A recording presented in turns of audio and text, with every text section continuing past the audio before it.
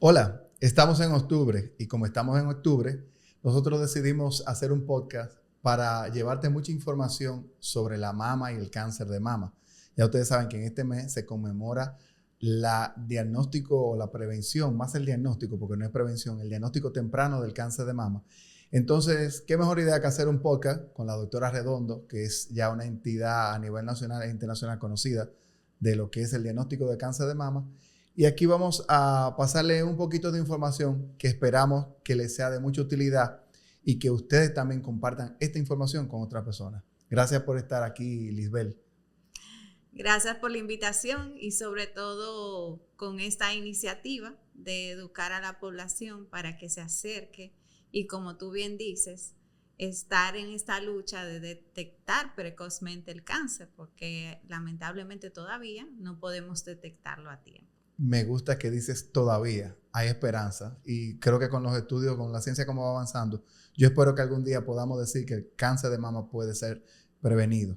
La esperanza no se pierde. Mientras tanto, lo que sí tenemos es métodos diagnósticos para encontrarlo bien tempranamente y ustedes saben que mientras más temprano lo encontramos, es mucho mejor la cura y podemos inclusive curarlo completamente. Entonces, por eso es que es tan importante lo que se hace este mes. Entonces, vamos a empezar con la doctora Arredondo, preguntándole cosas tan interesantes como ¿por qué hay mujeres que le tienen miedo a chequearse, a hacerse el autochequeo de las mamas? ¿Qué es lo que pasa?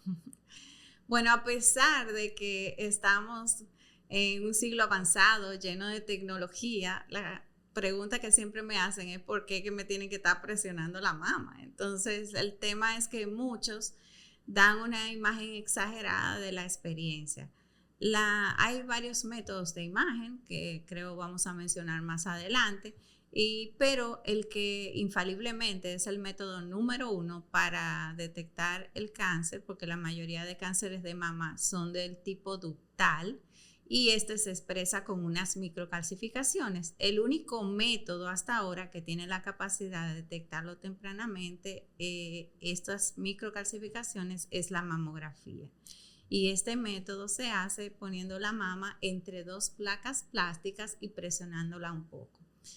En los equipos muy viejos anteriormente se aplastaba mucho la mama y se quedó esa imagen en muchas pacientes creyendo que casi vamos a dejarla sin la mama, pero es una presión mínima que solamente es de unos segundos. Ya ponemos unas almohadillas que acomodan esa presión y se suelta de manera automática, o sea que realmente esa es una de las razones. Y obviamente el miedo a acudir al médico, no solamente por la mama, sino por cualquier otra área de la salud. El miedo a saber que tenemos alguna situación de salud también es algo que evita que la gente llegue a buscar esa información. Ahí hay un puntico que yo quiero que lo aclares muy bien. Ya lo dijiste, o sea, no duele. La mamografía no duele. No. Y eso es importante que ustedes sepan que eso es un mito, eso es algo ya de la antigüedad, de que me van a aplastar la mama, no duele. Y me ha tocado, yo he tenido la suerte de estar ahí mientras lo hacen y las mismas pacientes me dicen, no, pero no me molestó, no me dolió. Entonces, qué bueno que le aclaramos esto para que las pacientes sepan. Ahora, otra cosa que aunque yo introduje un poquito de eso, me gustaría que lo amplíes un poquito más. ¿Por qué es tan importante encontrar el cáncer de mama con tiempo? ¿Qué ventaja tenemos cuando el cáncer de mama lo encontramos más tempranamente y gracias a qué podemos encontrarlo más tempranamente? A eso yo creo que son dos preguntas largas, pero creo que son muy importantes.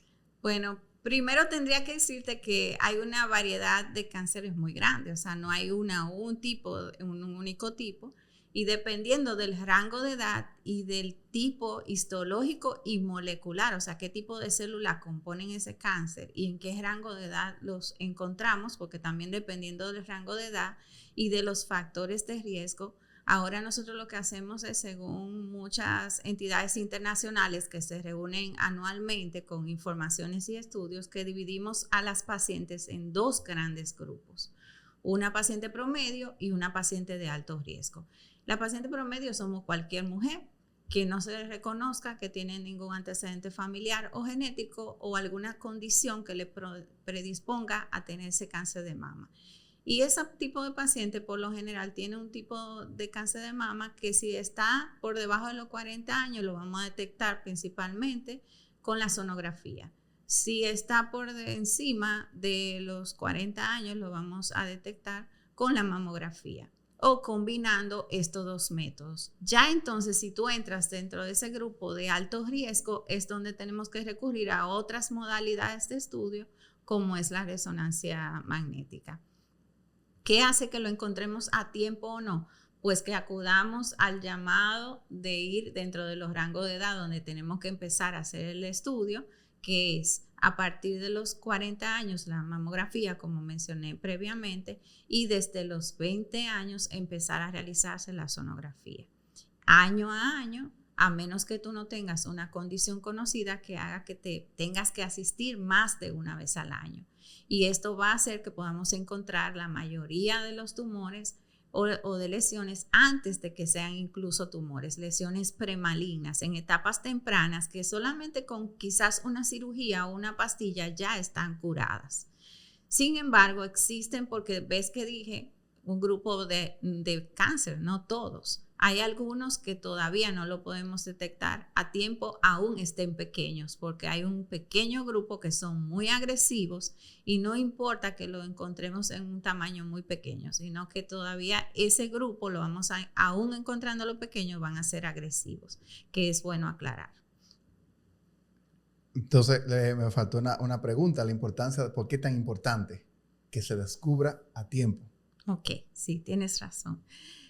¿Por qué es tan importante que lo descubramos a tiempo? Pues mientras más tempranamente los encontremos, como en una etapa premaligna. Mientras más pequeño. O más pequeño. Bueno, es que hay dos preguntas en una. Vamos a ponérselo suave a la gente. Que me estás mezclando dos cosas. Es que hay no solamente un cáncer cuando es pequeño, es inocuo. También tenemos algunos que son grandes y también son inocuos. El tamaño no lo es todo. Hay algunos tumores que son pequeños y son muy agresivos. Sin embargo, hay otros que son muy grandes y no son tan agresivos. Entonces, eso de detectarlo a tiempo no solamente tiene que ver con el tamaño. Hay algunos que son pocos agresivos y que son pequeños y cuando lo encontramos a tiempo con tamaño pequeño, pues probablemente, como te dije, con una cirugía o simplemente con sacarlo, ya la paciente está curada. Sin embargo, existen otros que siendo grandes, lo encontramos en un tamaño grande y también lo podemos también operar o simplemente darle una radioterapia o un pequeño tratamiento y está curado. Pero de manera viceversa también puede ocurrir. Es que no podemos entrar, esto ahora es una medicina personalizada, no podemos entrar todos los casos en una misma bolsa y justamente eso hace que haya tanta malinformación en la población, porque la paciente dominicana, sobre todo los latinos, tienden a pasarle remedio que te dieron al vecino de al lado. Y la medicina no se trata de eso. Yo lo voy a traducir en palabras para que usted lo entienda. Mientras más temprano se encuentre el cáncer, que va a estar más pequeño y lo que se busca es encontrarlo a niveles moleculares, o sea, bien pequeñitos, va a ser más fácil la cura. Lo que la doctora dice que hay tumores que aunque crecen rápido, no necesariamente sean malignos o que se encuentran grandes y puede ser que no sean muy malignos. Y hay tumores pequeños que aunque sean pequeños, pueden ser muy malignos. Pero la idea de esto es que mientras más temprano lo descubrimos, mientras más pequeñito, células que se empiezan a dividir, eso lo descubrimos, va a ser mejor el pronóstico. Y eso es lo que hacen las personas que son especialistas en diagnóstico de imágenes mamarias, como la doctora Redondo. Eso era para ponérselo aplatanado, como dicen. Bueno, y sí, también tenemos un gran grupo que representa el 85 a 90% de ellos, que como mencioné, que eran los de tipo ductal, que se representan con puntito blanco, microcalcificaciones, que es el papel principal de la mamografía. Pero lo que quiero que quede claro aquí es que no son todos esos los que van a entrar en ese grupo de lesiones. Está bien, sabes que hay que ponérselo. Entonces, ¿cuáles son los factores de riesgo que tiene una mujer para decir, tengo mayor riesgo de tener cáncer de mama o tengo menos riesgo de tener cáncer de mama? Ok, como te mencionaba ahorita, ahora separamos las pacientes en dos grandes grupos. Y a la que llamamos de pacientes de alto riesgo son, uno, la que tienen mamas tensas. Nuestras mamas están compuestas de dos tipos de tejido, glándula y grasa. Cuando nosotros tenemos más glándula que grasa, podemos tener un tipo de mama que se llama mama densa, que es simplemente que tenemos más tejido glandular. Ese tejido es parte de nuestro cuerpo, no es que ese tejido es malo, sino que cuando tenemos más glándula, como el cáncer ocurre en la glándula, entonces hay más probabilidad de que tengamos cáncer por el volumen de glándula, pero además esa cantidad de glándula nos dificulta por ocultamiento ver lesiones muy pequeñas. Entonces, en esos casos necesitamos métodos adicionales para ayudarnos a ver cuando hay una dificultad para observar. La otra paciente son pacientes que tienen mutaciones genéticas conocidas, antecedentes familiares de primera y segunda línea, malo hábito alimenticio como todas las otras lesiones de salud y pacientes que hayan recibido radiación a tórax por debajo de los 30 años. Esas son las pacientes que nosotros consideramos de alto riesgo. Después hay otros factores menores que se le agregan, que son cuando tenemos una menarquia temprana, o sea que desarrollemos o tengamos nuestro periodo tempranamente, no haber tenido hijos y no haber lactado aumenta un poquito más el riesgo también. Y por ahí siempre preguntan, doctor, ¿y los anticonceptivos hacen que aumente el riesgo de cáncer de mama? Bueno, esa pregunta es muy buena. En realidad no es un único factor aislado, pero sí el uso de anticonceptivos aumenta el desarrollo del tejido glandular y por tanto también aumenta, aunque en un pequeño porcentaje, el riesgo de cáncer de mama también. Y cómo, por ejemplo, a ustedes como radiólogos, especialistas en imágenes, que son como son los primeros que van a detectar que hay un tumor o que hay un probable cáncer. O sea, ustedes van a ser siempre los primeros. ¿Cómo ustedes manejan eso? Esa etapa de que la paciente va donde ustedes, hace la imagen y aparece algo. ¿Cómo lo toman los pacientes? ¿Cómo manejan eso? No sé si me entienden la pregunta. Sí, porque lamentablemente ustedes que son los primeros que están ahí. Es otro médico que manda a hacer estudios, pero donde a la paciente le empieza a preguntar, doctora, ¿y que usted me encontró? ¿Qué hay? ¿Cómo ustedes manejan esa parte? No, y más allá de eso, ya hay muchas pacientes que llegan solas también sin indicación porque se sintieron algo. Y si bien nosotros nos está llegando un paciente referido que debemos cuidar de no ser nosotros el que damos la noticia, además que no estamos en el entorno ideal, porque cuando vamos a dar una noticia de un tema de salud a cualquier paciente, debemos tratar de procurar de que sea un entorno adecuado. Adecuado me refiero a donde podamos hacer empatía, donde le dediquemos un tiempo al paciente, donde el paciente esté acompañado, porque también no sabemos qué reacción pueda tener ese paciente después de saber una noticia. Pero sí nos vemos en la encrucijada en muchas ocasiones de que el paciente nos pregunta. Y a veces tenemos la pantalla al lado y lo ven y también no podemos hablar mentira. O sea que sí, nos toca de cerca en muchas ocasiones tener que hablar sobre lo que estamos viendo. Lo envolvemos, lo disfrazamos, tratamos de no ser lo que digamos la noticia tal cual, cruda y directa, porque como te dije, a final de cuentas no estamos en el entorno ideal y no sabemos si ese paciente siquiera está acompañado para ver qué pasa con él después de ahí ni cómo maneja esa noticia. Pero no tampoco podemos mentirle al paciente. Así que a veces una de mis respuestas es, sí, estoy viendo algo que probablemente necesite un estudio adicional, pero todavía no puedo darle una respuesta más allá de lo que le estoy diciendo. Hablando entonces de un diagnóstico de cáncer de mama, ¿quién llega al diagnóstico? O sea, ¿quién te da el diagnóstico a una paciente? ¿El diagnóstico se hace directamente por imágenes mamarias o se hace solamente en patología o se puede hacer en una de las dos? ¿Cómo llegamos a ese diagnóstico? Lo primero es que tenemos que separar cuáles son las lesiones que tienen una alta sospecha, porque primero nosotros lo que tenemos que encontrar es cuál lesión tiene alta sospecha. Y en ella interviene tanto el médico que pudo haber palpado a la paciente o ella misma que se haya palpado. Ya tú te estás encontrando algo que llama la atención. Ahora, en imágenes, nosotros podemos separar cuáles son las imágenes entonces que tienen de esas que se pueden palpar o que quizás no encontremos en un estudio de rutina, cuáles tienen una mayor sospecha, que serían las que van a biopsias.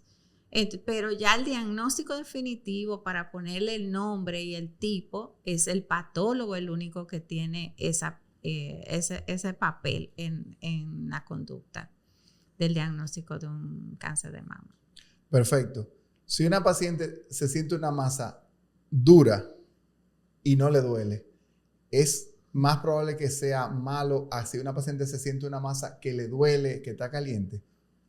Sí, por lo general el cáncer de mama no duele y lamentablemente la mayoría de pacientes acuden cuando sienten algo que duele y que le molesta, pero por eso es que hacemos el llamado a ir de manera rutinaria cada año a chequearnos, porque la mayoría de lesiones que duelen, que producen calor en el área o enrojecimiento, generalmente son lesiones benignas. El cáncer de mama por lo general no da dolor y no da ningún síntoma, a menos que coexista con otra situación o condición. Otra cosa con respecto al... Vamos a hablar ahora del tratamiento de cáncer de mama. El tratamiento de cáncer de mama, ¿quién lo hace? El tratamiento de cáncer de mama es un equipo multidisciplinario. A multidisciplinario le llamamos a un equipo de médicos de varias áreas. Entre ellos incluye el oncólogo clínico, que son los que aplican los tratamientos de quimioterapia, el oncólogo quirúrgico, que es el que da la parte de las cirugías cuando haya que operar, y el radioterapeuta, que es el que aplica la radioterapia. Entre los médicos también que están dentro de ese equipo tenemos psicólogos, psiquiatras, nutricionistas, o sea que todo un equipo y obviamente el radiólogo y el patólogo que ya mencionamos y el médico de primera línea que es el que manda a hacer el estudio, que puede ser un ginecólogo, puede ser un mastólogo o puede ser un médico de cualquier otra especialidad, porque tú te puedes ir a chequear para otra área de tu cuerpo y un médico te puede estar chequeando de tu presión y detectar que en ese momento tú no te hayas hecho un estudio de rutina que te corresponde. Eso es así. Inclusive hasta un cirujano plástico. Por ejemplo, yo tengo que indicarle a todas las pacientes que voy a operar la de la mama, le indico sus estudios mamarios. Podríamos localizar y ser uno quien envía ya el paciente. Y quizás eso sea uno de los mensajes mejores que debemos dejar aquí también a nuestros colegas, que se recuerden que no importa el área donde estén, ellos también le toca darse cuenta a cuál paciente le está faltando un estudio de tamizaje. Entiendo que sí, que eso es muy importante. Y nosotros que hemos hablado aquí mucho de cáncer de mama y no hemos mencionado un % chiquito de los que tienen cáncer de mama. ¿A los hombres le da cáncer de mama? Sí, también. Y no te imaginas la vergüenza que le da a los hombres de nuestro país estar sentado en una sala. Nosotros cuando hay uno de ellos en la sala sentado tenemos que entrarlos rápido porque se sienten mal y se molestan porque lo mandaron ahí a una sala de mujeres. No es un porcentaje muy alto, es menos de un 2% la población que le da cáncer de mama en el hombre. Y obviamente a lo que le da es muy fácil de detectarlo porque como ustedes no tienen volumen, cualquier situación o cambio o condición va a ser fácilmente detectable. Se nota con tiempo. Exacto. Así que ustedes saben, hombres, también hay que chequearse. Y no tengan vergüenza, señores, no tengan vergüenza.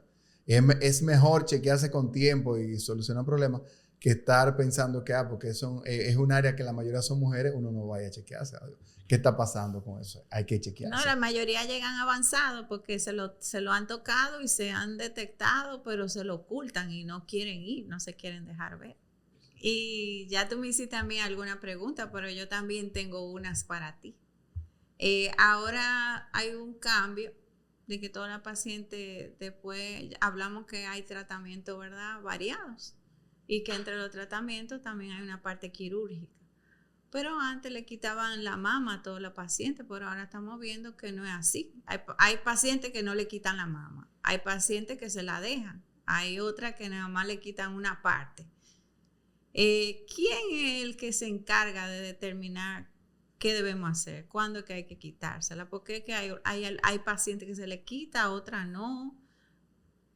¿Tú me puedes explicar un poco de esa parte? Eso va a ir de mano mucho con lo que primeramente el tipo de tumor, la etapa del tumor de la mama. si es un tumor que ha avanzado mucho, si tiene metástasis, no tiene metástasis, y el grado de crecimiento que tenga la malignidad. Entonces, dependiendo de eso va a ser también el tipo de cirugía, si va a ser más agresivo o menos agresivo. En tiempos antiguos existían lo que eran esas cirugías que eran drásticas, hasta el punto que le quitaban los músculos a la paciente, le llevaban casi la mitad del tórax. Ya eso se ha descubierto con el tiempo que el cáncer de mama es una enfermedad sistémica, o sea, está en todo el cuerpo, y que no es solamente llevarse el área donde está el tumor, sino que hay que trabajar todo. Por eso que siempre el tratamiento lleva muchas veces una combinación de quimioterapia, radioterapia y cirugía. Todo esto lo va a determinar siempre el oncólogo. Es el oncólogo quien ahí va a llevar la dirección de qué es lo que se va a hacer con ese tumor. Claro, luego de haber sido diagnosticado correctamente de la etapa, el tipo de célula, de encontrar si hay metástasis o no. Entonces todo eso se va a decidir con el oncólogo y el oncólogo quirúrgico. O sea, eso es el equipo completo que va a tomar la decisión de qué hacer. Entonces, eso es lo que van a decidir lo de la cirugía. Entonces hay pacientes, y si la paciente te pide su deseo de dejarse una mama o otra de no llevarse de consejo. ¿Cómo así? No entendí. ¿Se llevarían ustedes de la petición de la paciente también? No, es que yo creo, mira, yo te hablo desde lo personal, yo como médico. El paciente no está para complacer a la paciente. O sea, el médico no está para complacer al paciente. El médico es el que tiene el conocimiento de los problemas de salud y es quien debe orientar a la paciente, porque la paciente puede venir donde mí con una idea errónea. Por ejemplo, como pasa a muchos pacientes que le diagnostican un cáncer, hay que operarla, hay que quitarle una mama y la paciente dice, yo quiero que me hagan implante de una vez, que me reconstruyan la mama de una vez, porque se puede reconstruir la mama, ya cada vez eso es algo que se hace con más frecuencia. Pero no es la paciente quien decide cuándo se va a hacer esa reconstrucción.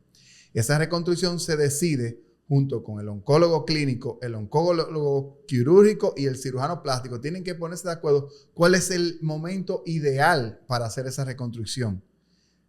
Eso va a depender de muchísimos factores. Qué tipo de tumor tiene, si le van a dar radioterapia después de la cirugía. O sea, todo eso va a determinar cuándo hacer la reconstrucción. O sea que el deseo de la paciente pasa a un segundo plano. Es que lo primero es la salud de la paciente. Okay. Ante todo somos médicos y lo primero es que tenemos que asegurarnos de que el momento en el que vamos a hacer la reconstrucción es el momento ideal. ¿Por qué? Porque podemos perder el momento ideal. Si hacemos la reconstrucción en un momento no adecuado, quizás necesitemos, por ejemplo, que hagamos un colgajo y después se encuentre que hay un foco de metástasis que quedó ahí. Entonces, hay que volver a operar y quizá hay que dar radioterapia, se va a dañar el colgajo. Entonces, por eso es que es ideal esperar un momento adecuado y estar de acuerdo con los oncólogos clínicos y quirúrgicos para que sea el mejor momento para hacer una reconstrucción. Porque tenemos que tener claro una cosa. Si bien es importante para la mujer sentir su mama, verse su mama, porque para ustedes las mujeres eso es parte de su feminidad, también tenemos que primero pensar en la seguridad de ustedes y en que su vida no se comprometa por sentirse femenina en un momento que puede esperar para después. ¿Y qué es lo que hace que a una paciente le quiten la mama inmediatamente se haga un diagnóstico y otra en un segundo tiempo? ¿Por qué no a todas se le quita de una vez la mama, por ejemplo? Porque muchas veces hay tumores que son muy grandes y para poder hacer una cirugía menos drástica se trata el tumor con quimioterapia o radioterapia para reducir el tamaño. Entonces, cuando reducimos el tamaño del tumor, entonces podemos quitar una porción más pequeña de esa mama, no tenemos que no hacer una cirugía muy grande y nos deja espacio para después, en otro tiempo, hacer una reconstrucción y tener un resultado mejor para la paciente. Porque hay pacientes que confunden, hay muchas pacientes que creen que la cirugía solamente se hace por estética.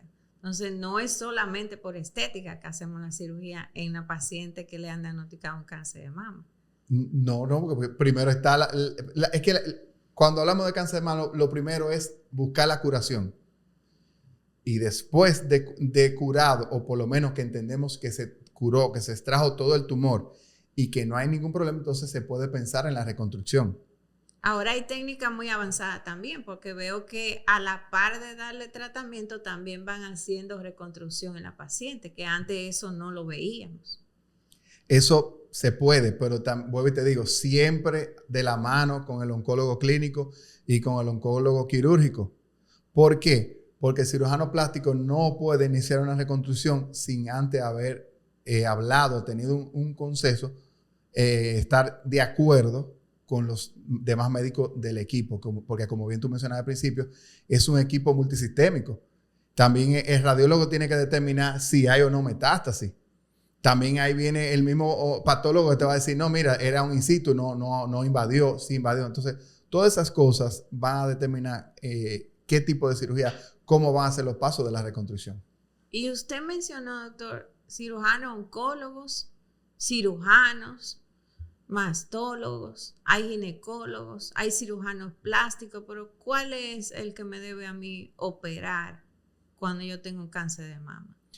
Mira, cuando hay un cáncer de mama, quien va a hacer el procedimiento quirúrgico de extirpación del cáncer, extracción del cáncer, o como le dicen, como dicen que soy feísimo, cortar la mama. Yo no tolero cuando dicen esa palabra. Quien va a operar el cáncer, quien va a sacar el tumor, es el cirujano oncólogo. Ok, o sea, que es un cirujano especialista en cáncer. O el mastólogo, que es el cirujano especialista en manejar enfermedad mamaria. El mastólogo es especialista en enfermedad mamaria. La mayor de las enfermedades mamarias, o la más peligrosa, es el tumor. O sea que en esa etapa iniciales, cuando estamos manejando el tumor, no es ideal un plástico, por ejemplo, que es su área, ¿verdad? No. Cuando estamos hablando de un tumor, el plástico solamente va a incidir, o sea, hacer una cirugía inmediatamente después de la extirpación, cuando se ha descubierto que es un tumor in situ, que es un tumor que no tiene posibilidad de que haya un crecimiento en el área o metástasis, que ya el oncólogo y el cirujano oncólogo determinan de que se puede reconstruir y ahí mismo, entonces ahí podría el cirujano plástico entrar en la misma cirugía y reconstruir. Pero esos son casos muy especiales y tiene que estar muy, muy bien determinado que ese es el momento ideal. Ya después, si se determinó que no es el momento, primero se maneja a la paciente, se hace la resección del tumor, se da quimioterapia antes y después de la cirugía, dependiendo de lo que decida el oncólogo. También se da radioterapia antes o después de la cirugía, lo que decide el oncólogo. Y ya después de terminado este proceso, que se determine que el área está limpia de tumor, entonces ya ahí empezamos la parte reconstructiva, ahí es que el cirujano plástico va a empezar a actuar, porque el cirujano plástico es quien va a hacer la parte reconstructiva. Excelente. Yo veo también que hay una variedad de cirugías. A ver, hay pacientes que les reducen la mama. Cuando le quitamos un pedacito a una, para poner la otra igual, les reducen la del otro lado. Hay otras que le colocan un implante. Hay otras que le traen tejido de otro lado. Todas esas opciones que hay de cirugía, ¿a qué está relacionado? ¿Por qué nosotros no tenemos la misma opción en toda la paciente? Porque no toda la paciente tiene la misma situación. Por ejemplo, una paciente que se hizo una mastectomía muy grande y que tiene poco tejido o que se le dio radiación y el tejido que queda no es muy bueno, entonces lo que hacemos es una reconstrucción con colgajo.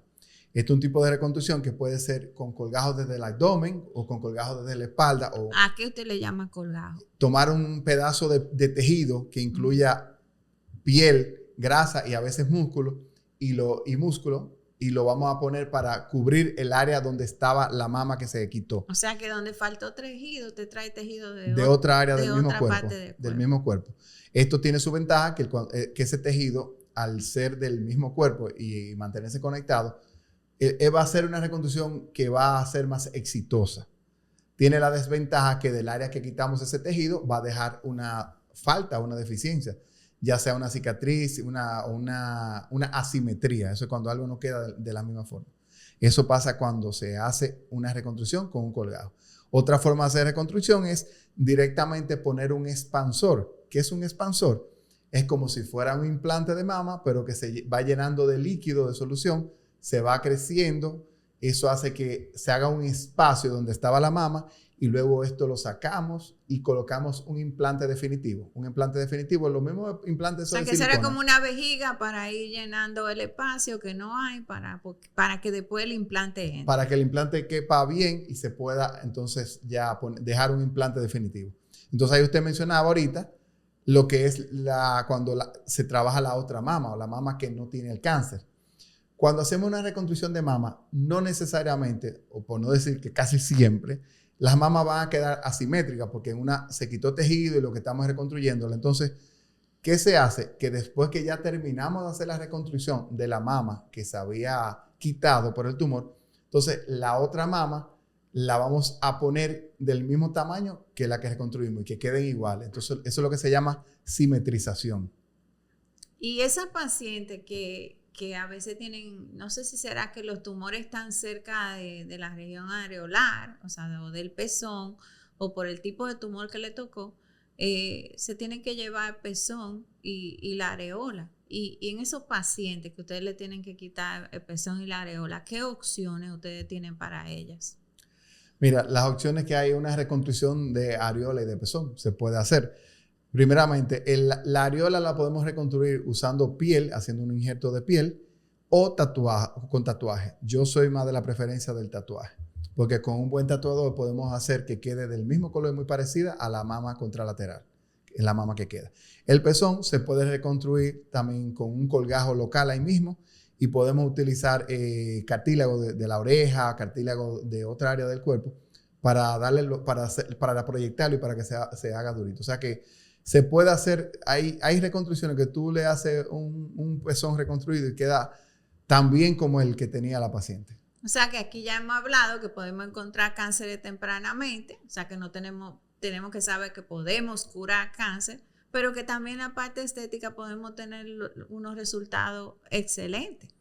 Eso es correcto. Cuando toma la decisión correcta en el momento correcto, vamos a tener un resultado y una paciente que va a retornar a su vida normal, que se va a sentir segura de sí misma, porque para ustedes las mujeres la mama es una parte muy importante. Entonces, por suerte ya en nuestro país esto de la reconstrucción de mama está ampliamente hecho. Ya los seguros te cubren. Los seguros cubren la reconstrucción de mama. Entonces, por suerte ya encontrar pacientes que no se hayan hecho una reconstrucción de mama ya es por una decisión propia, pero por suerte en nuestro país ya eso es posible. Sí, porque una paciente que sufre un proceso difícil, a veces un poco largo, y emocionalmente se toca. Entonces, esto de verse otra vez nuevamente como ella lucía, o a veces hasta mejor, ¿verdad? Tiene un impacto positivo en ellas. Recuperar la seguridad y sentirse que está completa, porque para la mujer la mama es parte integral de sí misma. Y ya después que nosotros hacemos la reconstrucción de mama, ahí viene la parte de ustedes. Y yo te paso a ti esa pregunta. A una paciente que se le hace una reconstrucción de mama, ¿tiene que hacerse chequeos radiológicos? ¿Tiene que darle seguimiento? ¿Se tiene que chequear esa mama que se reconstruyó? Esa es una muy buena pregunta porque algunos creen que ya están exentos. No, sí, aunque te hayan sacado todo el tejido mamario, todavía queda una probabilidad, aunque sea muy bajita, porque no es que ustedes tampoco raspan ese tejido y se van todas las células. Todo lo que estudiamos en la escuela sabemos que las células son microscópicas. Y esa celulita microscópica puede quedar algunas por ahí. Y de esa pequeña celulita que quedó por ahí, ahí puede salir un nuevo cáncer. Aunque ahora lo podemos detectar con facilidad porque es una paciente que no tiene un volumen grande de tejido, pero también puede ocurrir aunque un porcentaje menor. Así que no, aunque tengan una mama reconstruida, no están exentas. Y en esos casos donde tú mencionabas que tú traías tejido de otro lado para hacerle esa mama donde no había, entonces también podemos tener la patología que podría presentarse en ese tejido del otro lado que tú te estás trayendo. Claro. Entonces sigue habiendo los chequeos, o sea, no están exentos de los chequeos mensuales. hasta que tenga un permiso del doctor después cada 6 meses, luego volver a su rutina anual, pero no están exentos de sus chequeos. Entonces, para terminar ya este podcast, ¿qué mensaje le mandas a todas esas mujeres y hombres que están viendo este podcast? Pues mira, ahora hay una campaña mucho de tócate. Y yo digo que ese mensaje no está completo.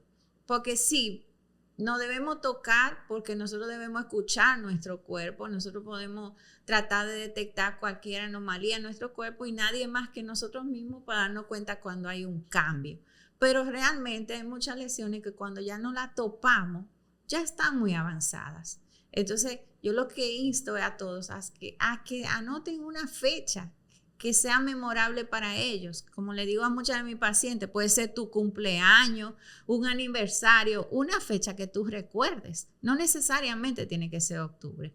Pues si es octubre y tú eres de lo que acude, porque también tenemos que estar claro que en octubre hay un volumen grande de pacientes con una fila de espera grande. Entonces, si tú no quieres pasar por esa espera, pues pon una alarma en tu teléfono con una fecha al año para que acudas a chequearte a tiempo.